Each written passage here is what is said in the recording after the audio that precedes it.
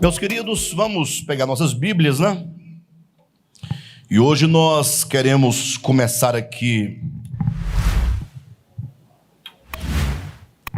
3 mensagens, portanto uma série baseada aqui em 2 Coríntios, capítulo 13, versículo 13. Vou pedir muito a atenção dos irmãos, né? Hoje será a primeira mensagem de uma sequência de 3 mensagens. Logo eu direi para os irmãos a importância dessa trilogia, dessas 3 mensagens. Capítulo 13 de 2 Coríntios, no versículo 13, leia comigo, diz assim o texto bíblico: a graça do Senhor Jesus Cristo e o amor de Deus e a comunhão do Espírito Santo esteja com todos vós. Como o irmão Marquinho mesmo já falou no início dessa reunião, esse é um texto muito conhecido da maioria dos cristãos, sobretudo os evangélicos, porque é a tal da chamada a bênção apostólica, né? Inclusive, eventualmente, tem irmãos que me perguntam: pastor, você não faz a bênção apostólica? Que seria no final da reunião, após a oração final, o pastor encerra a reunião dizendo que a graça do nosso Senhor Jesus Cristo, que o amor de Deus o Pai e a comunhão do Espírito Santo esteja com todos vocês, e todos os que creem dizem amém. Aí pergunto por que eu não faço isso, né? Eu falei, não faço, não tem motivo por que não faço, né? Não tem razão, até porque eu não creio que alguém possa ser abençoado apenas pela declaração dessas palavras. Eu não sou daqueles, me adiantando um pouco para quem não me conhece muito, que acredita no poder das palavras. Eu acredito no poder de Deus e acredito no poder de todas as nossas ações, quando tomadas conscientemente. Agora, acreditar que você vai falar uma palavra positiva ou negativa e ela vai mudar a sua vida, isso é macumbaria, feitiçaria, mandinga, qualquer coisa, né? Mas o poder é de Deus. Só Deus tem o poder de realizar todas as coisas que Ele deseja de fato fazê-lo. E há poder em nossas decisões. Quando você toma uma decisão e você transforma a decisão numa ação, essa ação, se está em conformidade com a palavra de Deus, ela traz consigo a bênção, né? Não uma bênção gratuita, porque você falou ou deixou de falar algo, mas porque você procedeu em conformidade com a palavra de Deus, né? Então, nós não falamos essa tal da bênção apostólica, porque eu acredito que, ainda que esteja aqui em 2 Coríntios capítulo 13, como sendo uma doxologia, né? Um fecho de uma carta, mas esse versículo, na verdade, ele estabelece, ele apresenta, ele mostra 3 grandes bênçãos da parte de Deus que se referem à nossa salvação.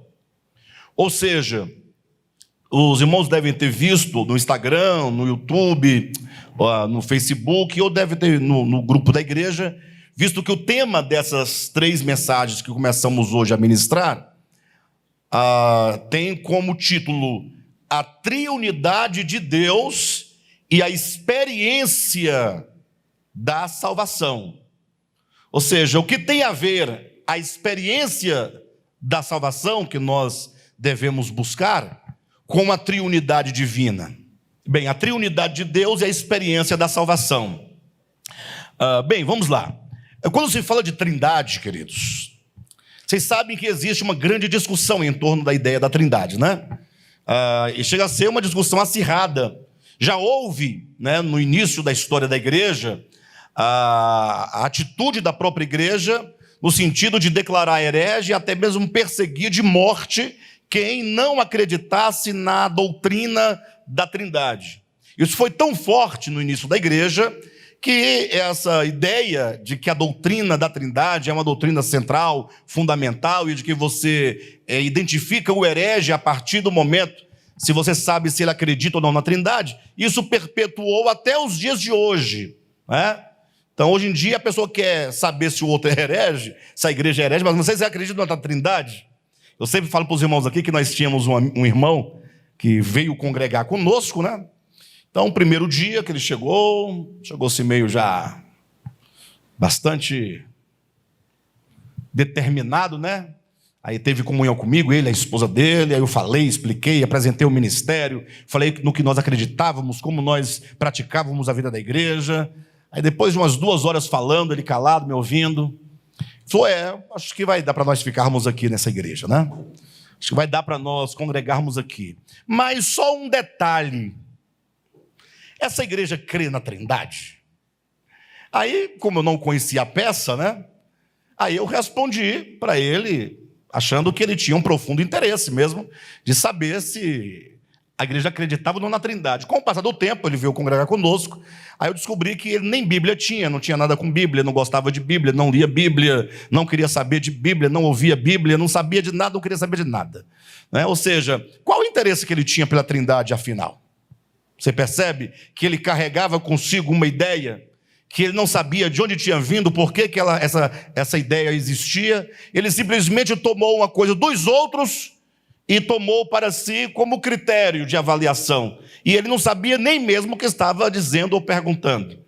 Né? Mas os irmãos pensarem e perceberem como que a ideia da Trindade é uma questão tão forte que até os desavisados carregam consigo essa ideia. De todo modo, eu quero ser honesto com os irmãos. Eu não sei muita coisa sobre Trindade, não sei absolutamente nada. O pouco que eu entendo a partir da Escritura, o pouco que eu percebo ao ler a Escritura, eu sempre vou concluir que o homem nunca poderá efetivamente debater ou discutir ou chegar a alguma conclusão exata acerca do ser divino. Porque, para os irmãos terem uma ideia, você imagina o homem num debate, discutindo com o outro, se Deus é trino, se não é trino, se são 3 pessoas ou não são 3 pessoas, qual o conceito de pessoa, de substância, né? Enfim. E eu fico observando como é que Deus, diante disso, observa essa cena. Porque seria mais ou menos, vocês terem uma ideia, vocês pensarem em 2 amebas. Já ouviram falar em ameba? Ameba é um ser unicelular. Né? Daí você já percebe que essa criaturinha, né? Que está ali no locus, no ponto de existência, que não sabe de si nem dos outros, e de repente as 2 amebas resolvem debater acerca de o que é o homem, o ser humano, o antropos. E a ameba vai dizer, olha, o homem é tripartido. Tem espírito, alma e corpo, e começa a debater, discutir. Eu pergunto, qual é a chance dessa ameba saber com exatidão que é o homem? Pois essa chance da ameba é a mesma do homem debatendo sobre o eterno, o altíssimo, o bendito, aquele em quem tudo existe, aquele que transcende a tudo e a todos, o tempo e o espaço. Deus não está para o tempo, não está para o espaço, não está para a história, embora ele se manifeste temporalmente, se manifeste historicamente, é verdade, mas o que nós temos de Deus enquanto revelação é nada absolutamente diante do que ele é. Por isso que a Escritura diz que a vida eterna é esta, que te conheçam a ti, o único Deus verdadeiro, e a Jesus Cristo a quem enviaste. Ou seja, a vida eterna consiste em conhecer a Deus. Então imagine que se você estiver na vida eterna, você terá toda a vida eterna, eternamente, para conhecer a Deus, sem nunca conhecê-lo, sem nunca exauri-lo, porque é impossível que isso aconteça, não é? Bem, de todo modo, quando nós falamos, portanto, do Pai, do Filho e do Espírito Santo, quando esse ministério toca nesse aspecto tão sensível, o que nós procuramos fazer é simplesmente compreender como que esse Deus único, ou o porquê que esse Deus único se manifesta e se apresenta enquanto Pai, Filho e Espírito Santo.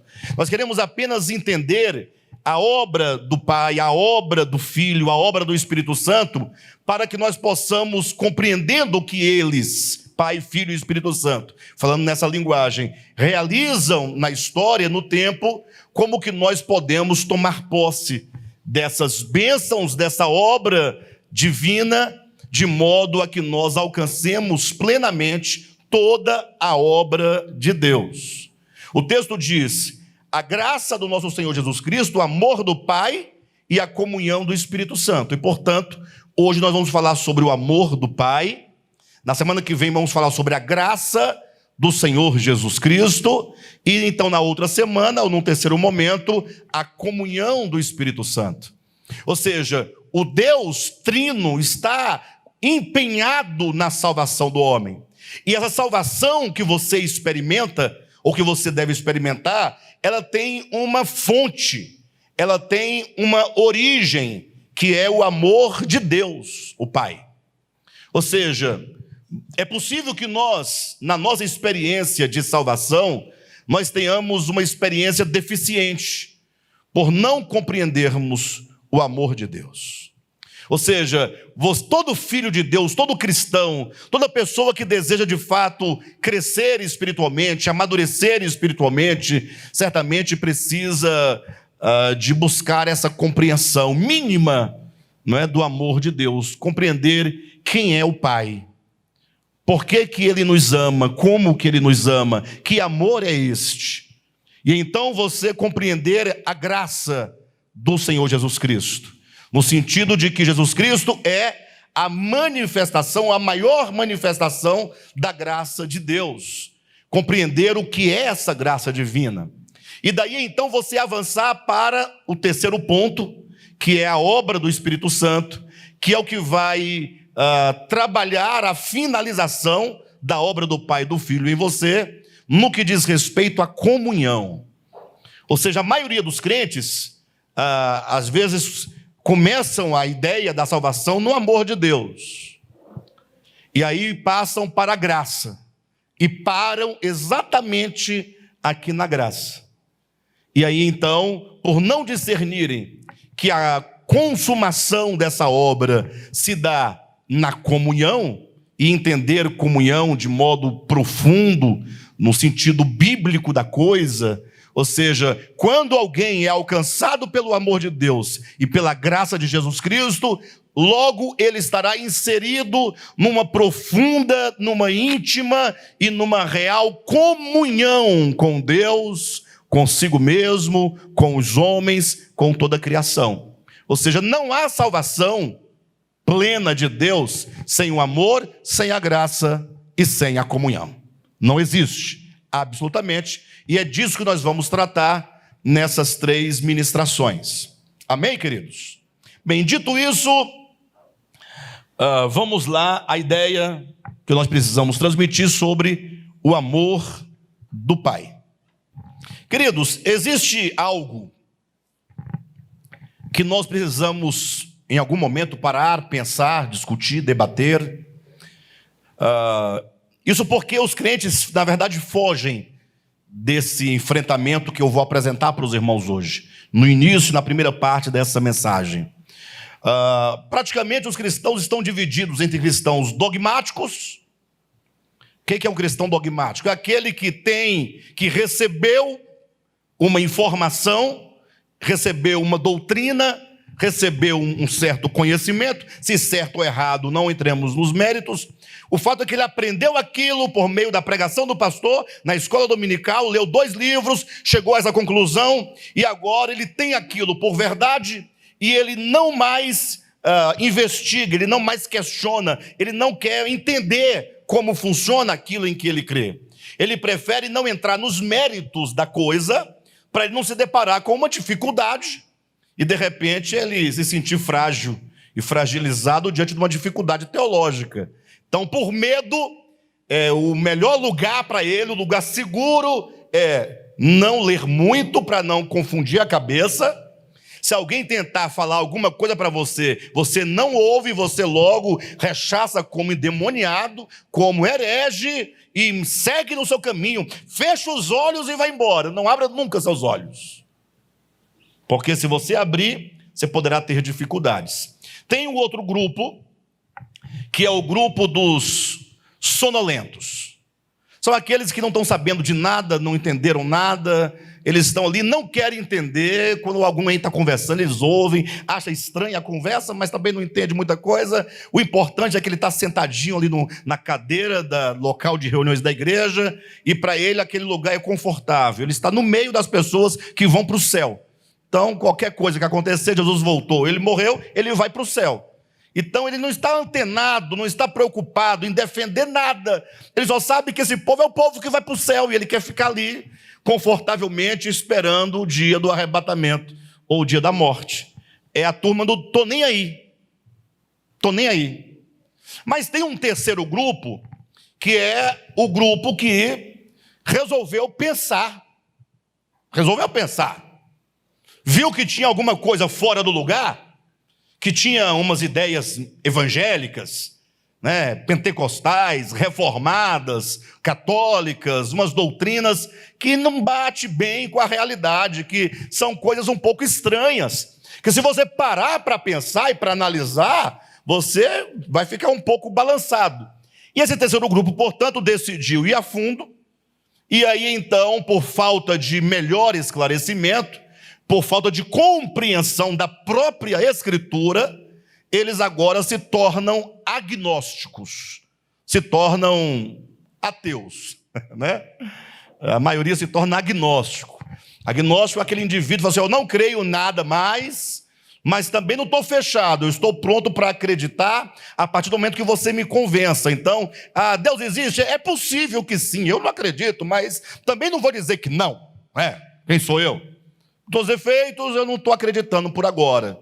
Essa é a ideia. O agnóstico é o camarada que está ali, é primo do ateu, mas não é primo do crente.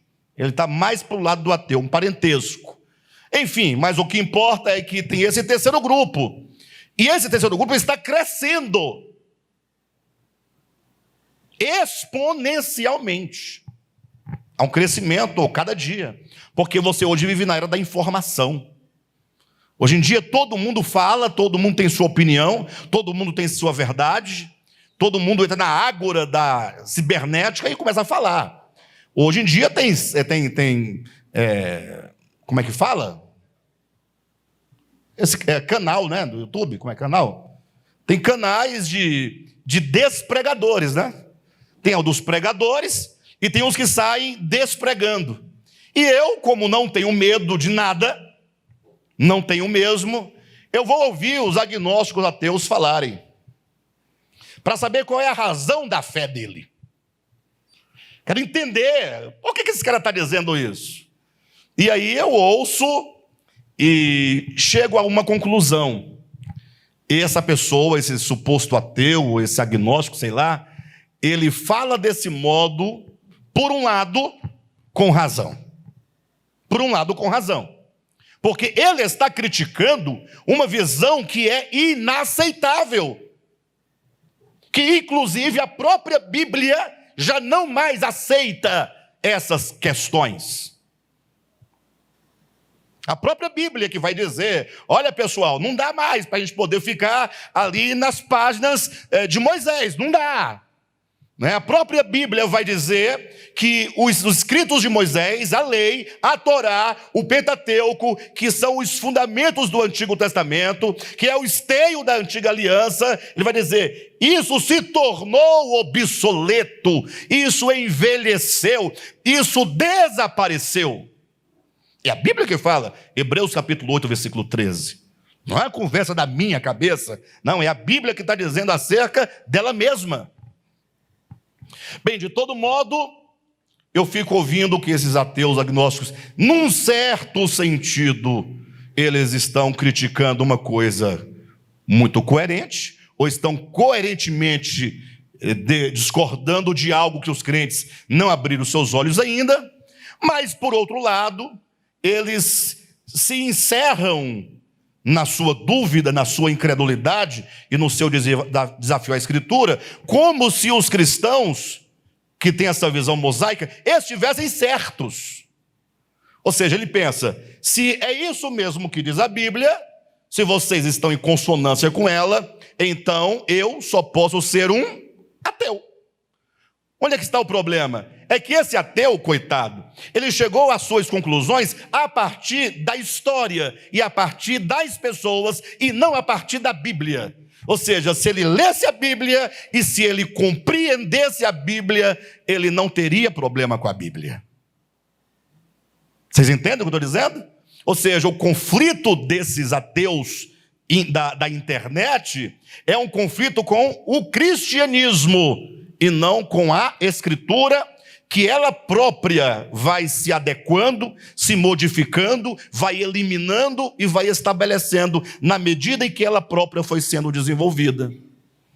Bem, mas de todo modo, por que eu estou trazendo isso para falar sobre o amor de Deus? Porque nós temos aí, a Escritura tem 66 livros, 39 são do Antigo Testamento. E somente 27 do Novo Testamento, fazendo uma divisão grosseira. Porque se você bem atentar, a divisão Antigo e Novo Testamento, ela é grosseira porque a Bíblia tem mais do que Antigo e Novo Testamento. A Bíblia tem partes que foram escritas antes de nenhum testamento, tem partes escritas a partir do Antigo Testamento. Para os irmãos terem uma ideia, Mateus, Marcos e Lucas não é nem Antigo Testamento e nem é Novo Testamento. É um período histórico de transição entre os dois testamentos. Por isso que os irmãos vão ver um conflito muito grande em que a antiga aliança prevalece, mas Jesus já chega lançando luz e modificando algumas coisas que só teriam a validade judicial na cruz, porque é na cruz que Jesus estabelece o Novo Testamento. Então, o Novo Testamento, para valer, é a partir da morte e ressurreição de Jesus. Para trás, ou é antigo, ou é um período de transição. Perfeito? Só para os irmãos terem assim uma ideia. Mas o problema é que o crente, quando ele toma, portanto, a Bíblia, como um todo, assim, ele não tem noção exata do significado, da importância e de qual é o valor real da Escritura para nós. Ele toma isso aqui e para ele, cada versículo que ele lê, não importa se quem diz é Deus ou é o diabo. Não é? Porque aqui tem disse, e disse o diabo, não tem? Então o que segue depois dos 2 pontos é a palavra de quem? É o diabo que está falando. Mas o crente não tem muito discernimento, não tem contexto, nem né? Aí ele pega só a parte que fala a frase, né? E aí ele deve estar declarando palavras do demônio, dizendo que é palavra de Deus. Então, o que acontece? Quando ele se depara com a Escritura, logo nos primeiros 39 livros, ele vai se deparar com algumas coisas muito estranhas para nós hoje. Para o crente de hoje não é estranho, porque o crente de hoje, ele está cego, ele está dormindo, ele está embriagado. Mas basta você ir lendo o Antigo Testamento e você vai ver ali uma quantidade enorme de violência praticada em nome de Deus. Deus, entre aspas, ordenando que fossem cometidas tantas maldades, tantas perversidades. Mandava entrar, Josué, entra aí, e eu quero que você mate desde o velho até a criança que mama. É para degolar todos, eu não admito que deixe um vivo. Inclusive os carneiros, as ovelhas, mata também tudo. E alguém caiu na besteira e perguntou, e os cavalos? Aí Deus, eu não tinha pensado sobre os cavalos, mas espera um pouquinho que eu vou dar uma solução. Bem, os cavalos, pensando bem, nós não vamos matá-los. Não. Não faz sentido matar cavalo. Não faz sentido. Vamos fazer o que com os cavalos então? Você corta só os tendões das pernas dele, dos cavalos, que aí ele não tem como andar, ele cai, fica vivo, porém inutilizado. Ele vai morrer ali. Deixa ele morrer a míngua ali, não tem problema. Mas não mata o cavalo, apenas corta os tendões. Quem está me entendendo? O crente lê isso, ele não vê, ele não enxerga. Alguém atento lê, aí ele começa a perguntar assim, Puxa, mas tudo bem que Deus é santo, que Deus é justo, não é? É verdade que o problema, essas pessoas que Deus mandou matar são pessoas extremamente más, pecaminosas, perversas, tudo bem, mas nós podemos ver nisso o amor de Deus? É uma pergunta. Eu sei que 99% dos crentes vão dizer, lógico que nós vemos aqui o amor de Deus, óbvio que nós vemos o amor de Deus. Mas vão dizer, você não consegue ver porque você não entende que Deus é amor, mas também é fogo consumidor. Que Ele é justiça, e eu sei que Ele é justiça, poxa. Eu não estou desfazendo a justiça divina. Eu quero saber se você consegue, em sã consciência, olhar para um quadro desse e ver nisso o amor de Deus. Olhem para mim. Imagine só. Cadmo, eu amo você de um modo extraordinário. Eu amo tanto você, mas tanto, você não tem ideia do meu amor, que o que você merece mesmo é um cacete bem dado, uma pizza, uma taca. Você é um desgraçado, você sabe. Mas como eu te amo muito, eu vou fazer o seguinte, eu quero perdoar você, entendeu? Eu vou morrer no seu lugar, se for o caso, eu morro, não tem problema. Mas tem uma condição, né, pessoal? Tem uma condição. Você terá que me amar. Tá ok? De me aceitar e de me seguir. Porque olha lá, se depois de todo o meu amor e de eu ter morrido por você, você ainda assim continuar nessa vagabundagem sua, aí o negócio vai ficar ruim para o seu lado, porque aí, ainda que eu continue te amando, eu vou fazer um tacho de fogo e vou colocar a sua alma, que é imortal, dentro desse tacho de fogo, com mais uns 15 demônios, e você vai ficar sendo atormentado nessas chamas, não somente por 100 anos, que foi o tempo de vida que você teve para pecar, mas por todos os séculos dos séculos, e dia e noite, e nunca terá fim. E daqui a tantos trilhões de anos, tua alma estará lá dizendo, ai, ai, tem misericórdia de mim? E eu direi, não, eu te amo, mas não dá. Isso vocês chamam de amor? Você tem coragem? Pastor, você está blasfemando. Para. Não estou falando do Deus verdadeiro. Eu estou falando do Deus que o cristianismo criou, pintado a pincel, a sua própria imagem e a sua própria semelhança. É um Deus inventado. Pastor, mas está na Bíblia. Eu sei, poxa, que está na Bíblia. Mas entenda definitivamente uma coisa. Quando Jesus diz assim, olha, ei, olha aqui. Vocês ouviram o que foi dito aos antigos? A que ele está fazendo referência? Não é ao Antigo Testamento? Ouvistes o que foi dito aos antigos? Olho por olho, dente por dente? Sim ou não? Não foi dito, amarás o teu amigo, o teu próximo, e odiarás o teu inimigo? Foi dito. Jesus está citando o quê? A Escritura. Aí ele diz assim, olhem para mim, eu, porém, vos digo. Esse porém, para quem não sabe, eu direi algo contrário ao que foi dito. Jesus não está ou não relativizando o que está escrito? Ei, não está relativizado? Ele diz, olha, só foi bom até agora, porque agora vai mudar.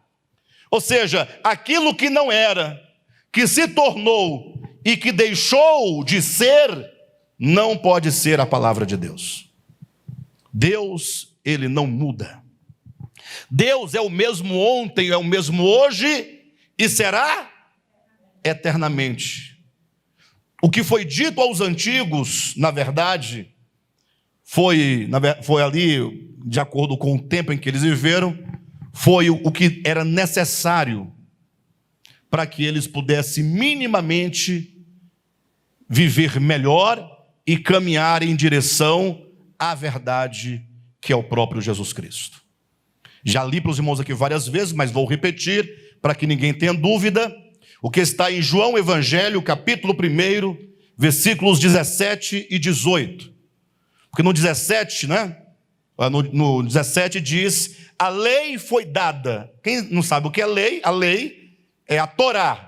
É Gênesis, Êxodo, Levítico, Números, Deuteronômio, que é o fundamento de todo o Antigo Testamento.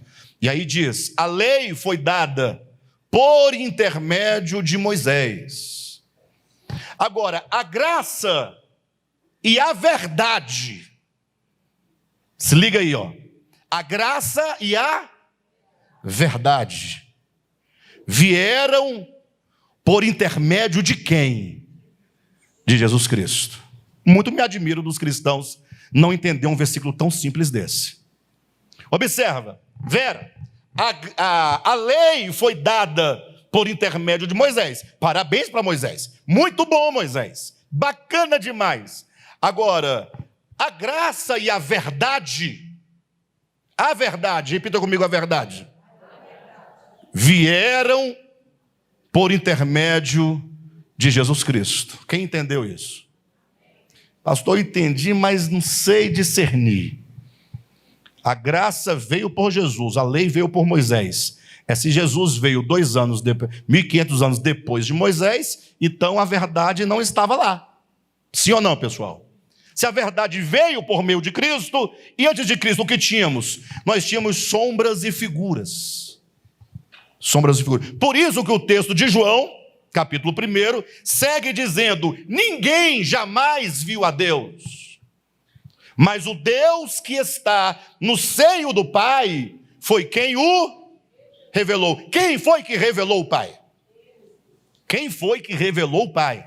Foi Moisés? Moisés não revelou o Pai. Quem revelou? Foi Jesus. Jesus é quem revela o Pai. É quem mostra o Pai. E, portanto, para você saber quem é o Pai, você terá que ir a Jesus Cristo.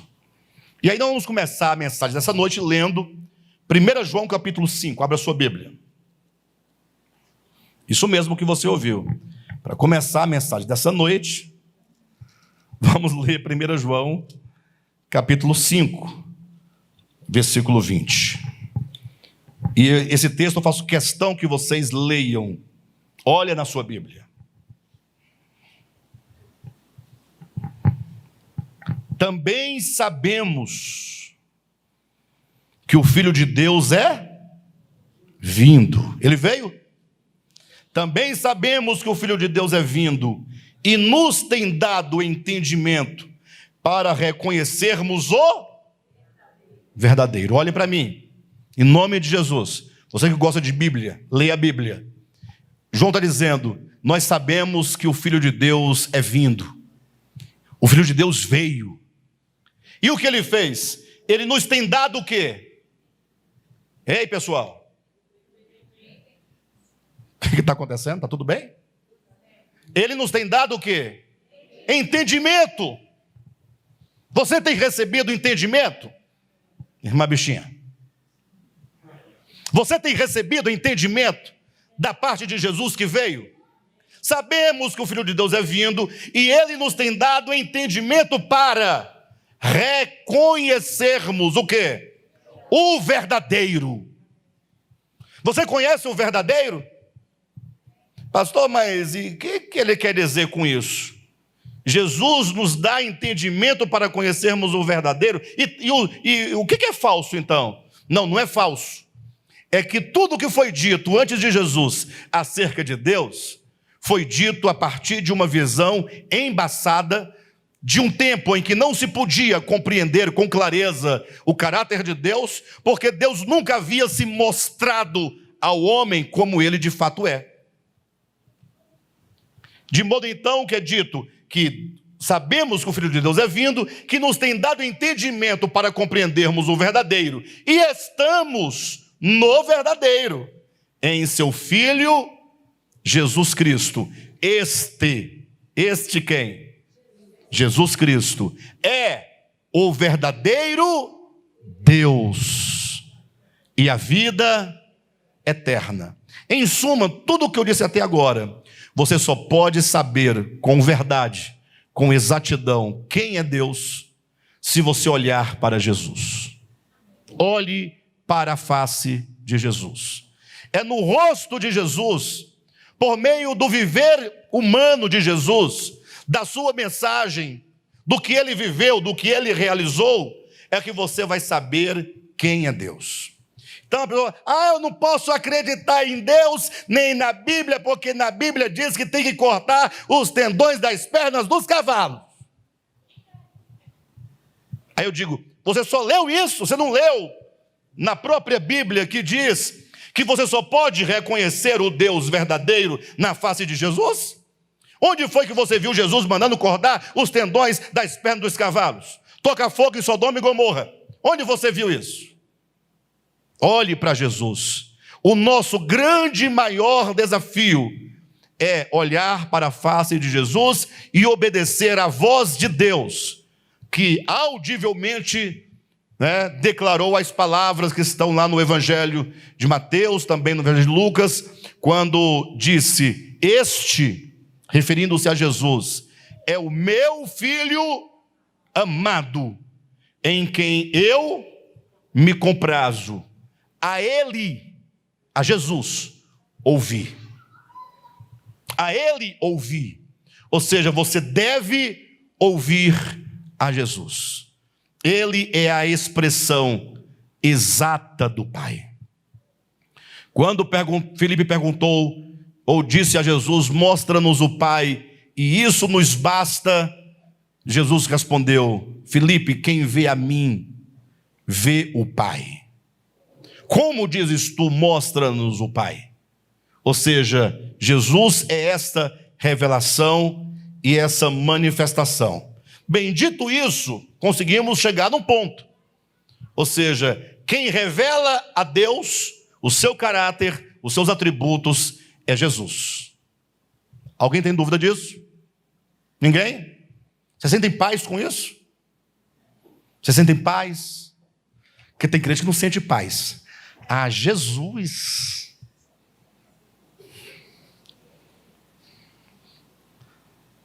Não, tudo bem, né? Jesus é bom, é bacana, né? Mas e o texto lá de Êxodo?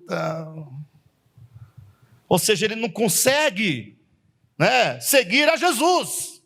Este não pode dizer que é discípulo de Jesus. Ele pode ser discípulo de Moisés, discípulo da Bíblia, discípulo de um tanto de gente, mas quem tem paz fala assim, puxa, que maravilha, Jesus. Olha como as coisas ficam mais simples. Olhe para Jesus e Jesus te falará com exatidão quem é o Pai. E vamos então perguntar para Jesus, já que é olhando na face dele que nós vamos conhecer o Pai, vamos perguntar sobre o amor de Deus o Pai. Se Deus o Pai, olha para mim, gente, é uma chave, isso é sério, isso é grande, isso vai mudar a sua vida. Vamos perguntar para Jesus. Jesus, nos fala então sobre o amor do Pai. E ao falar sobre o amor do Pai para nós, eu gostaria de compreender por que há tanto sofrimento no mundo. Olha, o que vocês acham dessa ideia? Porque é o seguinte, Jesus, se é o Senhor quem pode mostrar o Pai, e eu preciso saber como Ele é, eu quero saber sobre o seu amor, o amor dEle, o amor do Pai. Eu queria que o Senhor me falasse dEle, e quando o Senhor falasse do amor do Pai, me fizesse compreender como pode Ele nos amar, e ainda assim haver tanto sofrimento e miséria humana. Como você pode equilibrar duas grandes verdades? O amor de Deus, que é verdadeiro, que é único, que é absoluto, com o sofrimento patente da humanidade. E Jesus então vai nos responder, falando sobre o amor do Pai, nos fazendo compreender por que, sendo Deus o próprio amor, e amando-nos de modo tão grande, Por que há o sofrimento humano se ele nos ama? E Jesus responde dizendo assim, olha, um pai tinha 2 filhos. Ou seja, ele apresenta Deus como sendo o nosso pai. Vai entendendo aí. Eu não vou discorrer toda a parábola, pode ficar tranquilo. Vou tocar só nos pontos essenciais para os irmãos entenderem. E dizem que o filho mais moço, certo dia, falou assim para o pai: pai, usando a linguagem que nós temos da Bíblia aqui, né? Dá-me a parte da herança que me cabe, porque eu já não permanecerei em tua casa. Quando você lê esse texto, todo mundo conhece a parábola do filho pródigo. O que é que você pensa? Pai, dá-me a parte da herança que me cabe. Ou seja, o filho estava pensando, meu pai é um homem rico, deve haver aqui alguma parte que me cabe, por direito. Então ele vai, tem uma herança aí, tem um patrimônio de R$1 milhão, me dá aí 250 mil que é minha parte, eu vou me embora. Não é assim que nós pensamos imediatamente no texto? Sim ou não, pessoal? Mas há um detalhe no texto que nós não conseguimos ver, mas que está aí na sua Bíblia, só você ficar um pouco atento, é que quando ele diz, dá-me a parte da herança, em algumas Bíblias fala, dá-me a parte dos bens, em outra tradução diz, dá-me a parte dos haveres que me cabem. Mas a palavra grega, né, do texto de Lucas, capítulo 15, é exatamente a palavra bios. Então você, sem nenhum prejuízo, pelo contrário, com a vantagem do significado da palavra, você pode ler o texto assim: dá-me a minha vida, porque eu não mais viverei sob os teus cuidados. Então, esqueça a ideia de dinheiro, de herança, de carro, cavalo, bezerro. Pensa exatamente no que está dito. Eu quero a minha vida, eu quero viver a minha existência sem ti. E aí tem um detalhezinho no texto que todo mundo passa despercebido, ou desapercebido, né? Quando é dito, eu vou ler com os irmãos para que vocês enxerguem aí na Bíblia. E vejam, Lucas capítulo 15, versículo 12. O mais moço deles disse ao pai: pai, dá-me a parte dos bens que me cabe. E ele lhes repartiu os haveres. Então está lá, versículo 11. Um pai tinha quantos filhos? 2 filhos. O mais moço deles disse ao pai. Quem disse ao pai? O mais moço. Quantos filhos tinha o pai? 2 filhos. Mas quem foi que disse ao pai? O filho mais moço: pai, dá-me a parte dos bens que me... Ou seja, dá-me a minha vida. A palavra bios.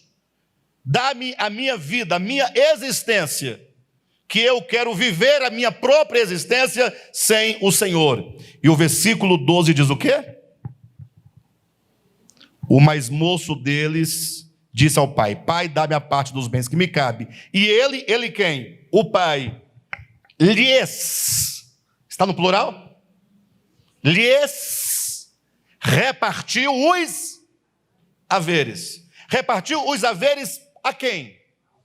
Aos 2 filhos. E, portanto, o mais velho também recebeu seus haveres.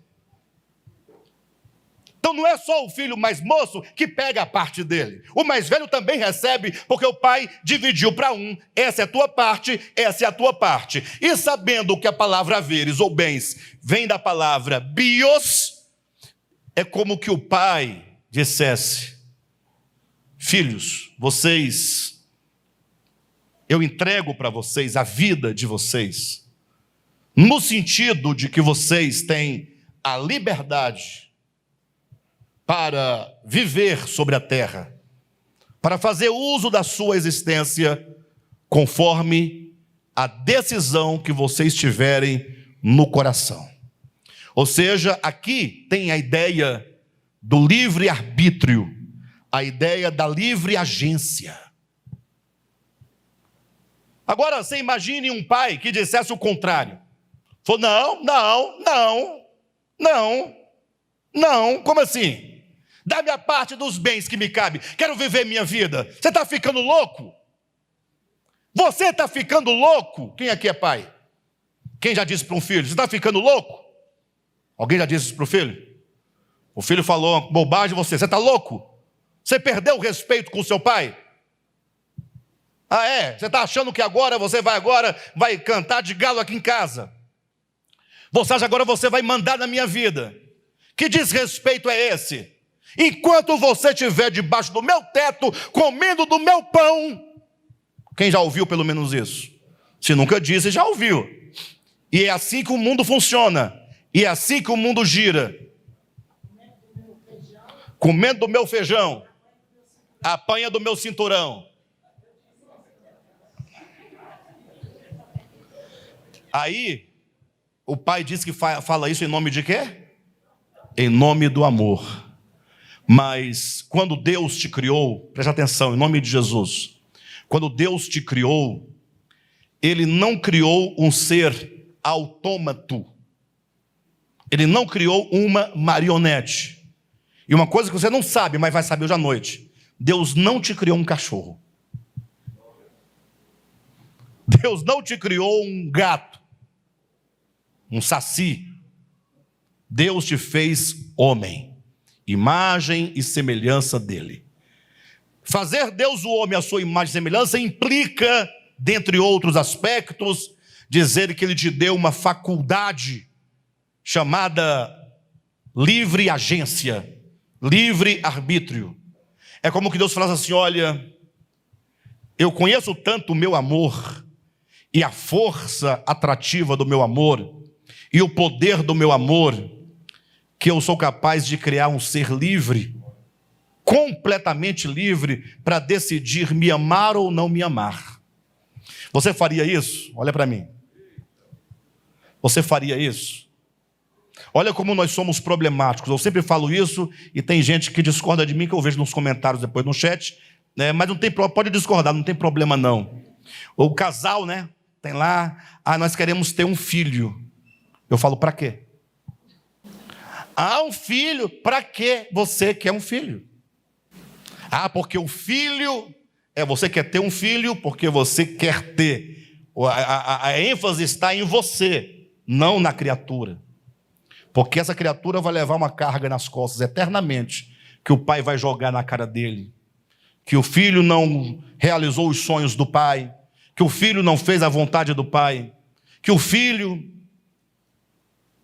Aí eu pergunto, se você que quer ter um filho, soubesse antes de gerar o filho, que o filho que fosse gerado iria nascer, ele viesse para ser o seu maior inimigo e adversário, você ainda assim traria o filho ao mundo? É lógico que não. Você quer um filho que, pelo menos no dia dos pais, vai lá levar uma gravata para você ou um lenço. O pai nunca usou gravata, o filho leva gravata para o pai usar. O filho sabe que o pai não usa gravata, ele leva. Leva um lenço, uma meia. São os filhos que nós temos. Vocês percebem que nós, pais, quando se trata dos filhos, nós temos as nossas exigências. Nós queremos filhos desde quê? Desde quê? Quem está me ouvindo? Queremos filhos desde quê? Deus, quando nos criou, Ele já sabia de tudo. E Ele disse, filho, aqui estão os teus haveres. Ou seja, aqui está a tua bios. Aqui está a tua vida. O que você fará dela vai depender da sua decisão. Deus não quer que ninguém lhe sirva e que ninguém o ame obrigado. Deus quer que você o ame pelo conhecimento e o reconhecimento que Ele é um Pai amoroso. Ele quer que você fale, como disse Paulo em 2 Coríntios capítulo 5, versículo 14, o amor de Cristo nos constrange. O amor de Cristo é constrangedor. Já imaginou um tanto de gente adorando a Deus com falsidade? Tipo um funcionário que não está satisfeito com a empresa, nem com o patrão, nem com o diretor. Ele está lá numa reunião, que ele tem que estar lá na reunião, ganha 30 mil por mês, ele não pode sair, não é assim. Abrir mão de 30 mil não é brincadeira. Então ele não pode sair, mas também não gosta do patrão. E ele tem que tratar bem o patrão, porque senão ele é mandado embora. E ele fica lá levando um cafezinho, e na mente dá aquele sorrisinho, e na mente ele fala: filho de Raabe, toma teu café. A vontade que eu tenho é de meter a mão na sua cara, seu fariseu, seu cego Bartimeu. São os xingamentos dos crentes, né? Mas já imaginou alguém adorando a Deus com medo? Se você não adorá-lo, ele vai te jogar no inferno.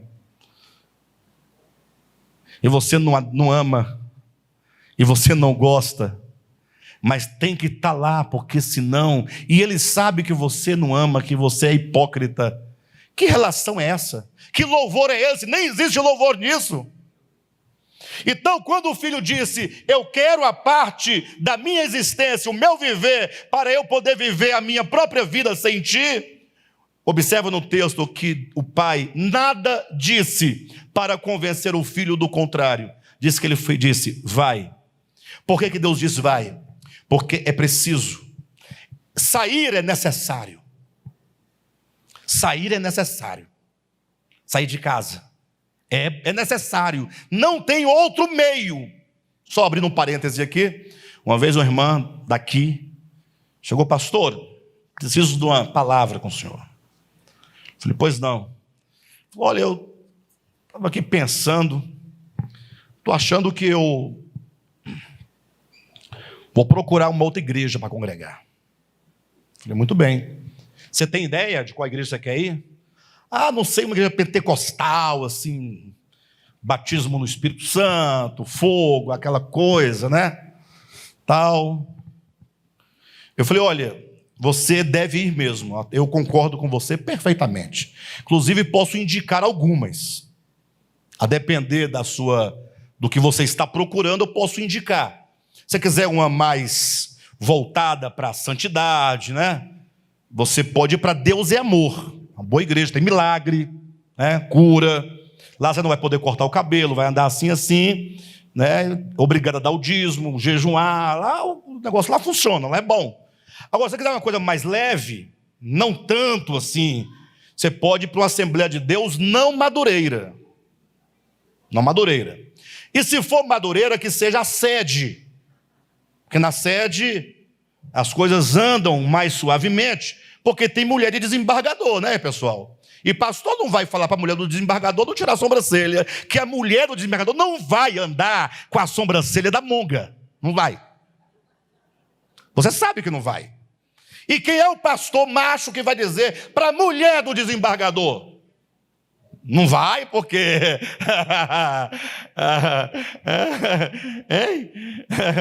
na hora do dízimo, da oferta, o que ele vai dizer? Ele vai dizer: amém, irmãos, o Senhor está fazendo a obra. Aquele que começou vai terminar.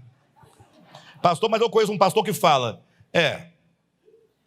ele fala no geral. Porque às vezes pregar no geral é fácil. Queria chamar chama a Michele, mulher do Bolsonaro, vem cá. Não chama. Depende, se o pastor for petista, chama e expulsa. Né? Sai daqui! Aí aproveitar que, né, a doutrina para poder. Mas no geral, não. De todo modo, quem é que vai dizer contra César Menotti e Fabiano? Crentes congregam na Lagoinha. Membros da Lagoinha. Mas quem vai dizer que ele está cantando? Eu vou dar um bailão, quem dá mais pelo meu coração, me ajude a dar a entender. Cadê, pessoal? Ninguém sabe. Ninguém fala do César Menotti Fabiano, ele canta. Agora, vai um pobre cantar? Pobre na igreja, cantando no sertanejo. Vai para você ver. Ele canta também que Não era eu, não era eu. Confundiram meu sapato, minha roupa e o meu carro. E no final não é. Porque pegaram ele fazendo coisa errada. Aí falou, mas era você não estava com o sapato tal. Confundiram meu sapato, confundiram minha roupa. Até a música é meio assim, atravessada, né? Mas é crente, membro. Vocês entendem ou não? Bem, aí eu disse para a pessoa, você deve ir mesmo. Aí a pessoa achou estranho, porque ela queria que eu falasse, não, minha irmã, você não pode ir, poxa, você tem que... Não, você deve. Eu acredito que você deve mesmo ir. E faça isso hoje. Ela, pastor, mas... Eu falei, mas o quê? Eu falei, você precisa. Por que eu preciso? Eu disse, porque você tem que conhecer. Você não conhece, você se converteu aqui dentro. Aqui dentro. Então, você não sabe o que é um pastor. Você não sabe. Você conhece o Alexandre, mas tem que conhecer os pastores, as profetisas, os missionários, todos eles. O funcionamento da coisa. Quando começarem a arrancar o teu couro, né? Quando começarem a debater e discutir e tomar o carro que te deram e jogar você para lá e para cá, aí você vai se lembrar da casa do pai. A casa do meu pai tinha pão com fartura, você precisa ir. Ou seja, quando Deus, voltando ao ponto, olhem para mim, quando Deus diz, o pai no caso da parábola, né? Ele entrega os haveres, é como que ele dissesse, está aqui. Essa é a liberdade que eu dou a vocês, porque eu os criei para serem livres. O filho estava com toda perturbação na cabeça acerca do pai. O filho não aguentava olhar para a cara do pai, tinha ojeriza do pai. E o filho precisava, era necessário ele usufruir, gastar sua juventude, até ele chegar numa condição de miséria. O pai nunca quis essa condição para o seu filho, mas a decisão do filho certamente o levou a refletir sobre o pai. Isso é Deus, é Jesus nos ensinando sobre o pai. Então, quando aquele jovem estava lá naquelas misérias, e o problema da interpretação dessa parábola do filho pródigo é que os pastores só pregam para trazer o desviado de volta para a igreja. E não é esse o contexto, ainda que pode ser aplicado, mas o que ele está dizendo é, quando aquele jovem estava lá na miséria, olhem para mim, meio-dia não tinha comida, 2 horas chegava a comida dos porcos, e ele queria comer, e o patrão não deixava, que ele estava em escravidão, em fome, em miséria, em dores, em angústias. Eu pergunto, por que aquele jovem estava lá? Porque o pai era mau? O pai do jovem era mau? O pai do jovem não amava. O pai do jovem amava. Agora, não desse o pai do jovem a liberdade, a vida, e o acusar o pai do jovem de quê? Olha aí, controlador, não é? É um déspota.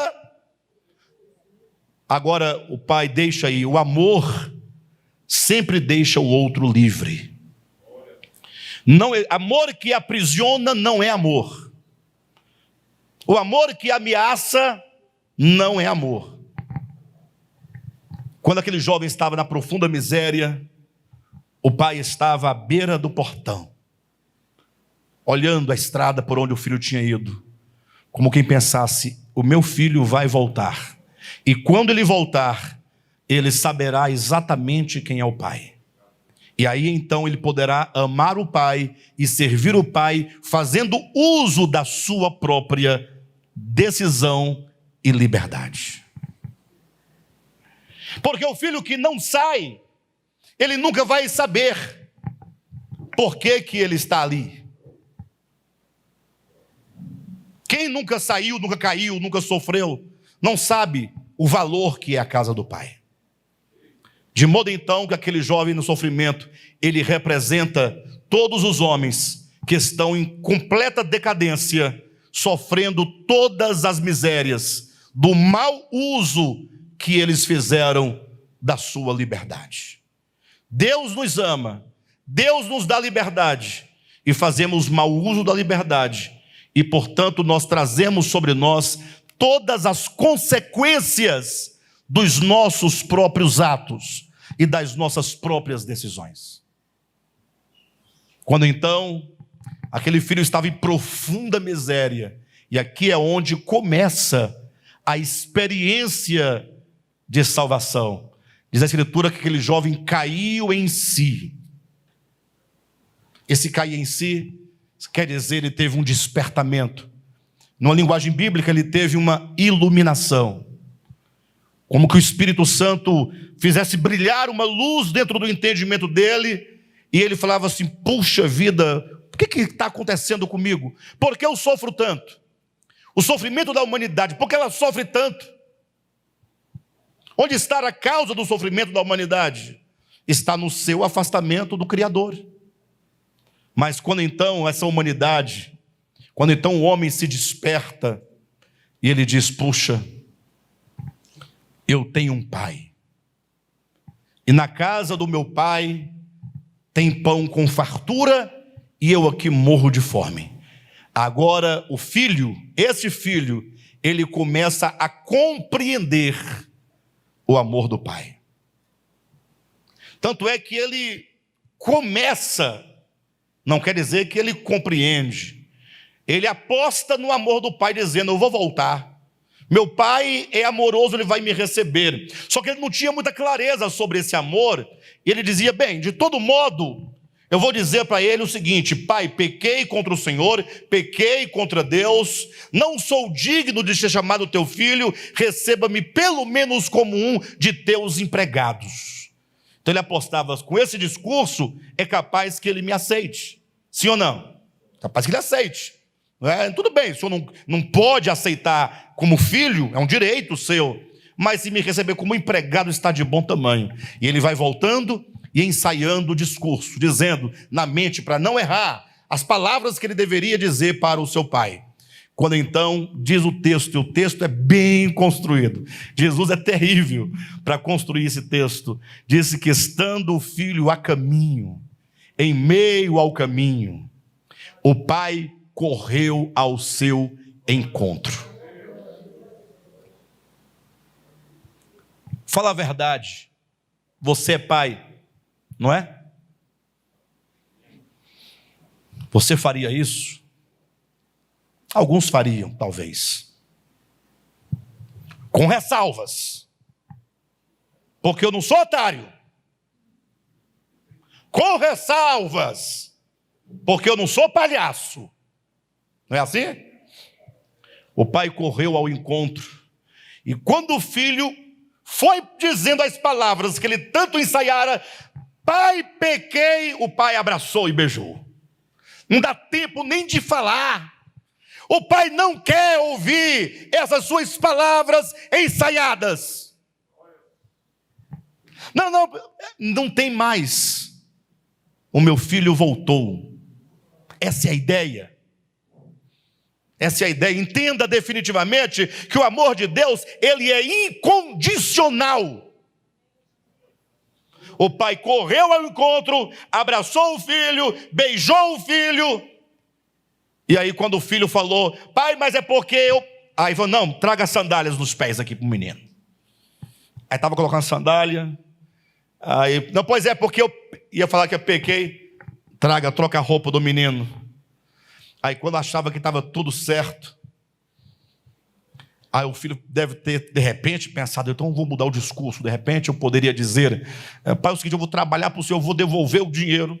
Não é? A ideia de haveres de bens da parábola, o texto é parabólico. Cuidado para não pensar que há contradição. Quando ele pensa: eu vou, de alguma maneira eu vou ressarcir, eu vou resolver o problema. Aí o pai pega o seu anel, tira do dedo e coloca no dedo do filho. Sabe o que significa isso? Sabe o que significa?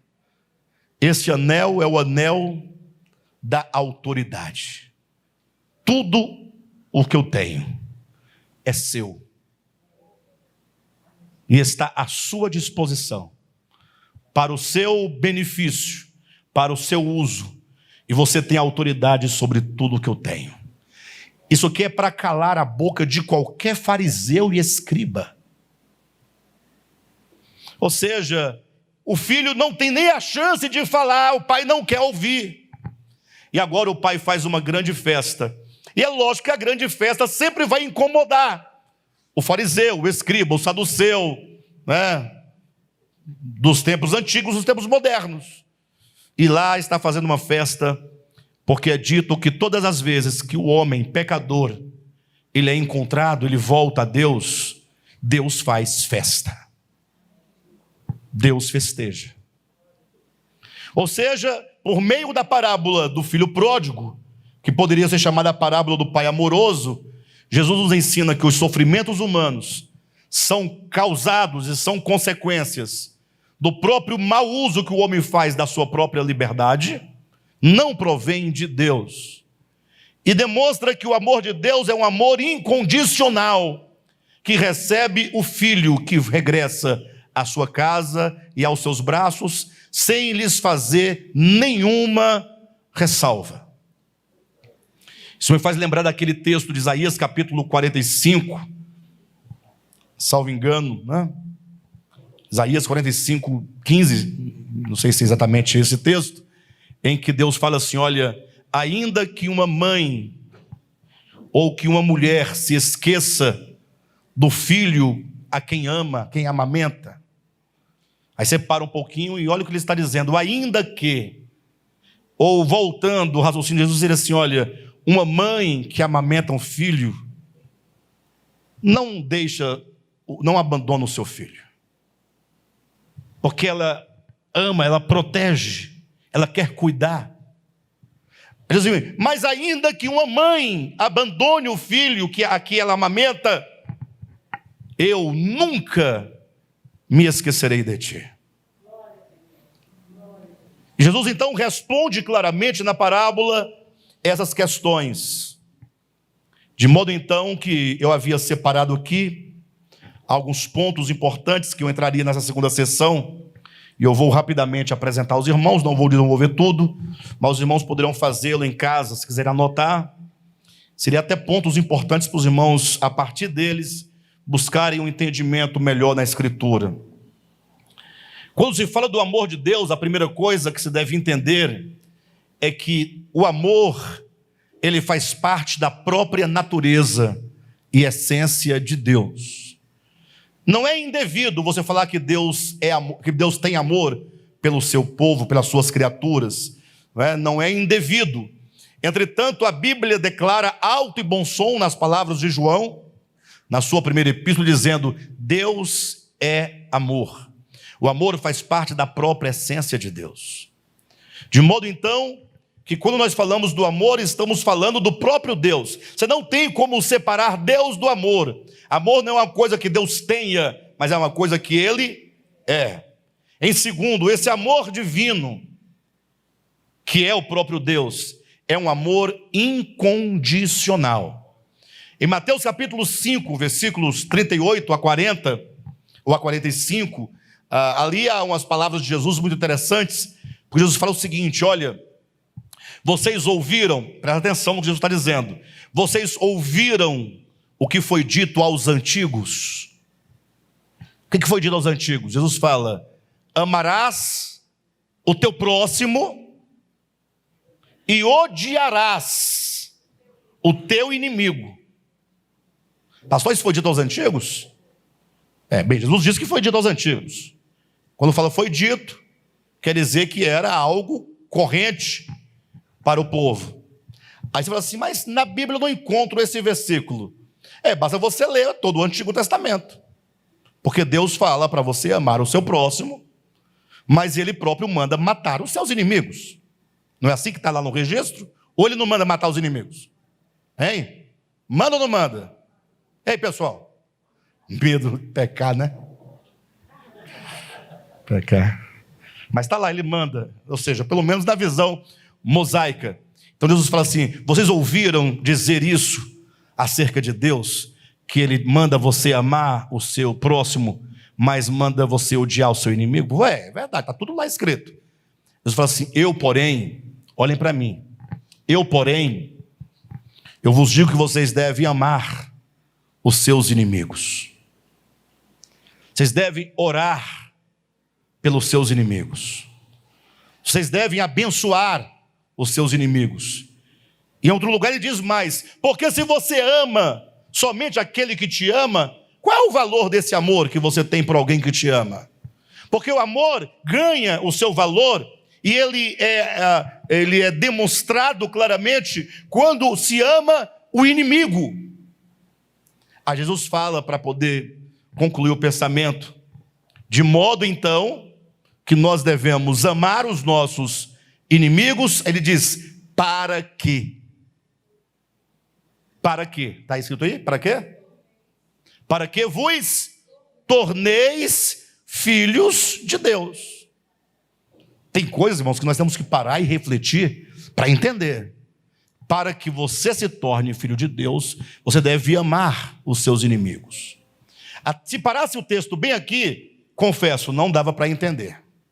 Mas se você continuar lendo, o texto diz o quê? Por quê? Ou seja, qual é a explicação? Por que quando alguém ama os seus inimigos, torna-se filho de Deus?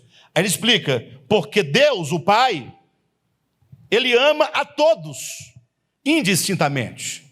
Ele ama o mal e o bom, o justo e o injusto.